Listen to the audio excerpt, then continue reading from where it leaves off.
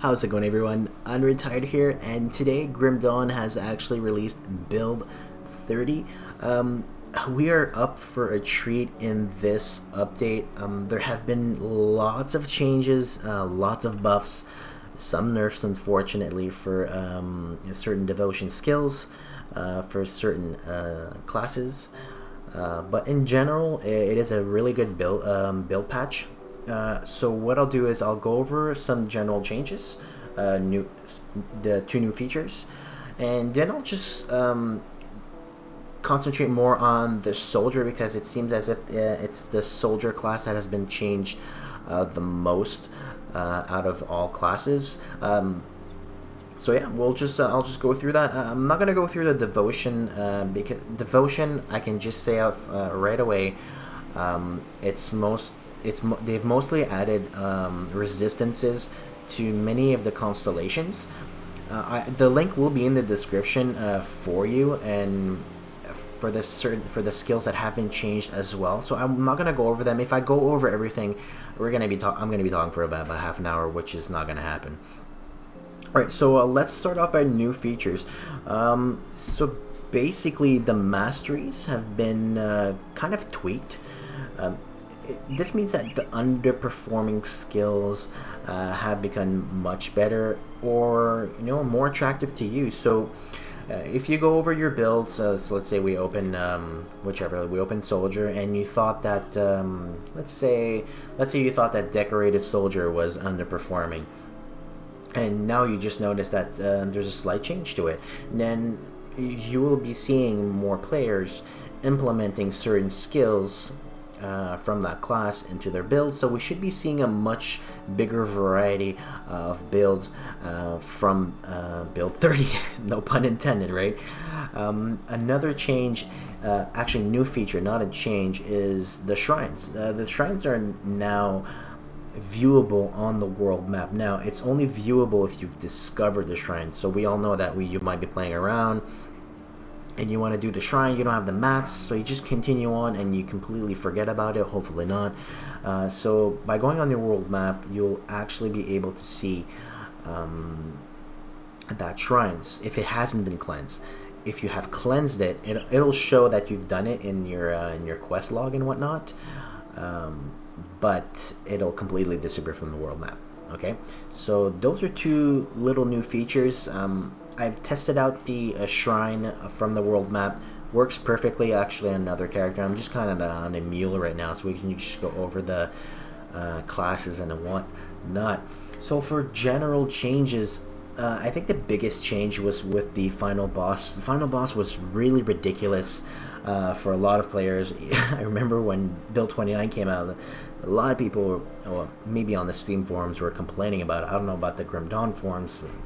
I don't think on the Grim Dawn forums people were complaining about it. But so the normal and veteran difficulty, the boss that now summons Chitonians with reduced frequency. So instead of you like going away on the tentacles and on the boss and like 15 other Chitonians that are being summoned, there won't be a summon as much. That's still to be tested out.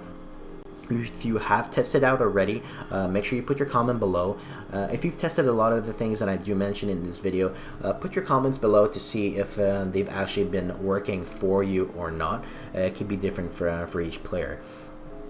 So yeah, so that's been reduced, and the tentacles don't summon any void zones anymore. The void zones are I'll just say, red circles that appear all over the boss fight, which was, let's say this is the boss fight right here, and you have the boss.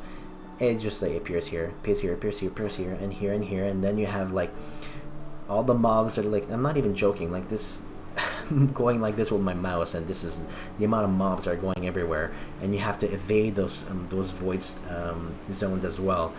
So that's a really good change.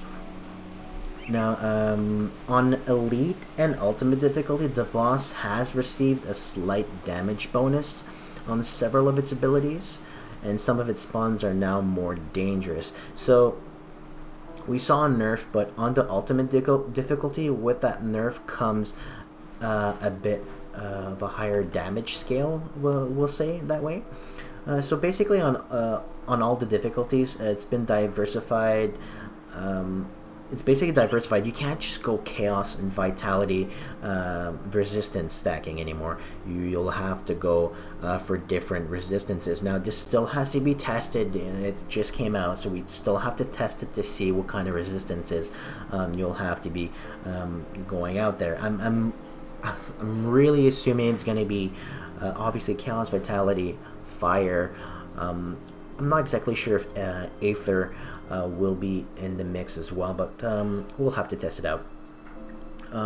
There will be an additional chest after the final boss, you know, just as a little reward. Hopefully that little reward is a legendary and not some yellows. I don't want that. Please, legendary. Hopefully. We'll see. Now for the ultimate difficulty. Now, offensive ability and defensive ability of enemies quite honestly have been a bit ridiculous on ultimate from build 29. So the scaling has actually been reduced. So from when you actually get into ultimate up until level 85, you should notice a slight difference in defensive and offensive ability of what you're actually killing. Enemy life and damage bonuses have also been reduced. So all in all, ultimate has been slightly adjusted. It's not a huge difference.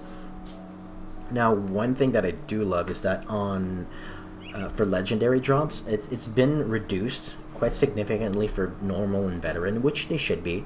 Elite stays the same, and if you're playing on ultimate, you get a 40% increase on legendary drops. Really good. Love that change.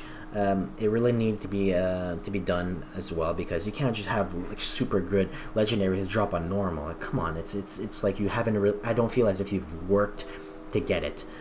So you're gonna be doing your work to get it this time. Now, for people that need Manticore Eyes, the drop rate has actually been doubled from the champion Manticores, and also slightly increased on the hero Manticore.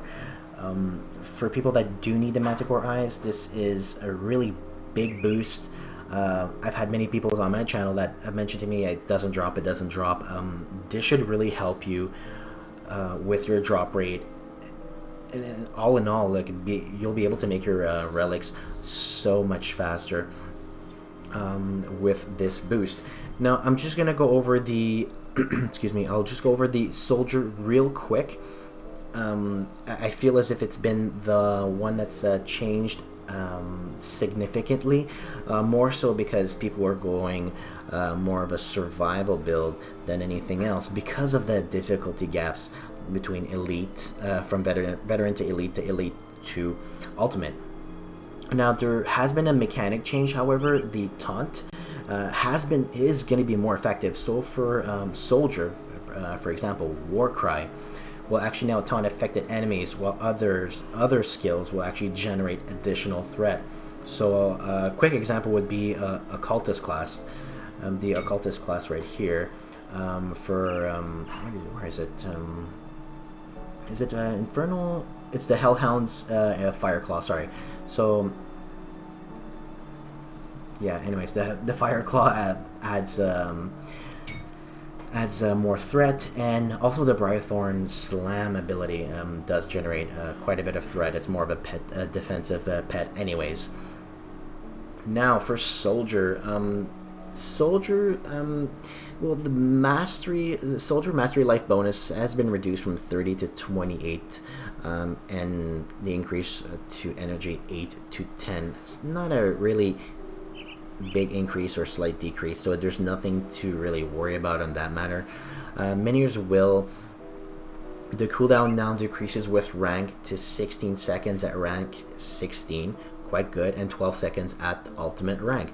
So if you've maxed out the Minions Whirl, you're looking at 12 seconds, which is really good. But the duration's been cut to 10 to 8 seconds, which sucks, but you know, give and take. The Markovian Advantage skill, the defensive ability reduction amount increased for the 2 first ranks. So if we go here like this, we'll see 2 ranks. So basically, so 2 first ranks, and it actually goes up as you put more points in. and physical damage scaling increase, and whatever animation also increased. I don't really care about that. What I care is about the difference. Blade Arc, just an animation fix up on that one. Discord, which should be right here, which I'm correct. The bonuses have been updated, so it's 15% damage converted to elemental damage. So let's just see here what happens if we go here.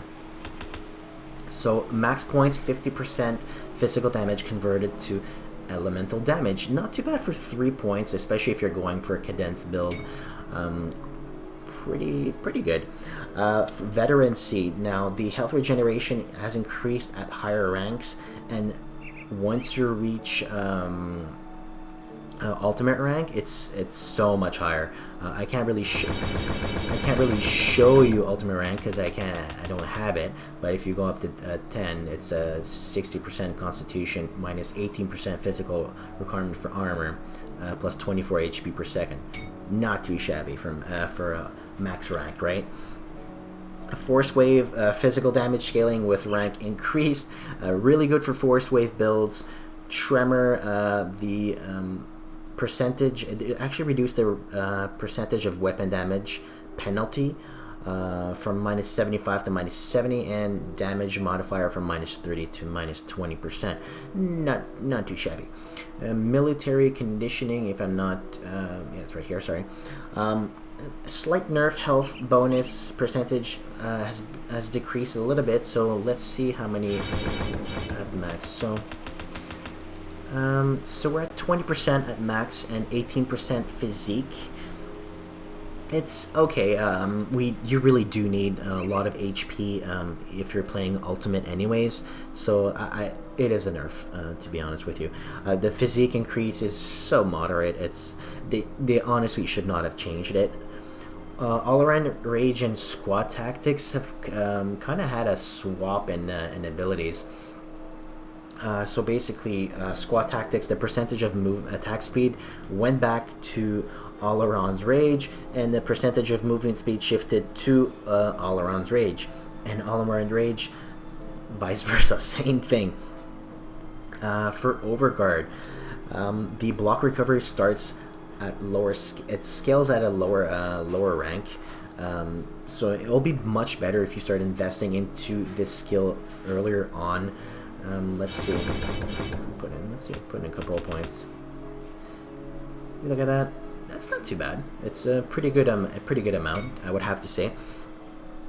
Shield training, block chance, and block recovery moderately reduced, and physical damage bonus slightly reduced as well. Nerf, yay. Blindside, enemy damage reduction, remove. Great. And Warcry, which is the first one that I showed you before, the enemy damage reduction has been scaled down. So all in all, I would have to say more nerfs than anything else.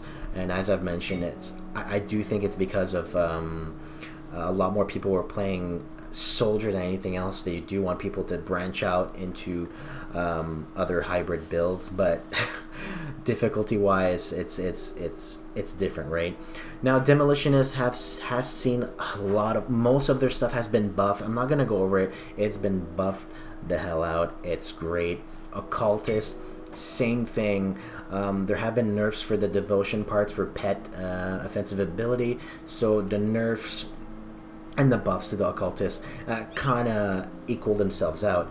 Nightblade, I'm quite happy that they've actually made a bit of a difference. I'm a Nightblade player, and I found that the nerfs to Cunning and Build 29 were devastating to my build anyway, so I had to fix that out. So Lethal Gambit, it's so much better. Amarastas Blade Burst, Veil of Shadows, Phantasmal Armor, the Retaliation Leech has been increased, Pierce Resistance, Freeze Resistance is even added, look at that, I love it. What else? There's just Lethal Gambit and Amarastas Blade Burst, it's a slight DPS increase, but if you have max point into these, let's just let's go max rank. Let's say max rank. Look at that. That's some pretty good damage right there. Plus, if you add Blade Burst, very good. I play this on my Nightblade, one of my main skills. Really love it. I don't think I would take it away now. I really do like it. So Arcanist, it did have it had a bit of buffs. I'm not really gonna go over that, but the biggest nerf I would have to say was for Maven's Sphere of Protection. Now the projectile avoidance has actually been removed, which really made it very viable in the first place. Now that it's removed, I don't really know. The percentage to cast speed penalty and the minus percentage to all damage has been replaced with a scaling total damage modifier of percentage, so it says minus 3%. The damage absorption now scales less quickly to 25% at rank 16. So let's say if we put let's go if we max rank here to 12. So we got 25% damage absorption and total damage modified by minus 10%. Yeah, it's a pretty big nerf, to be honest. I'll know lots of players that won't be happy regarding this nerf, but it was coming, to be honest with you. Yeah, and Shaman, well, I'm happy to say it has received some buffs. Now, was it justified? Was it needed? Not really. I mean, Shaman was pretty overpowered in my opinion already, so adding him more heal percentage to the Wendigo Totem, Devouring Swarm has been improved as well. What's the best is, especially if you're a tank or retaliation build, Mog Jordan's Pact, Heart of the Wild, Oakskin have all been buffed very well. More HP per second on this one. Heart of the Wild, the percentage of health scales with rank now, and the Oakskin, pierce resistance and armor is now it scales with rank, right? And it added a percentage to health regeneration bonus. Oh, I love it. So these three skills are a must for tanks if you're a hybrid with Shaman. So all in all, guys, it's been a really good build update. Lots of buffs, some nerfs that some people won't be happy about. I'm happy about my Nightblade buffs. Sorry guys, but I'm a Nightblade player.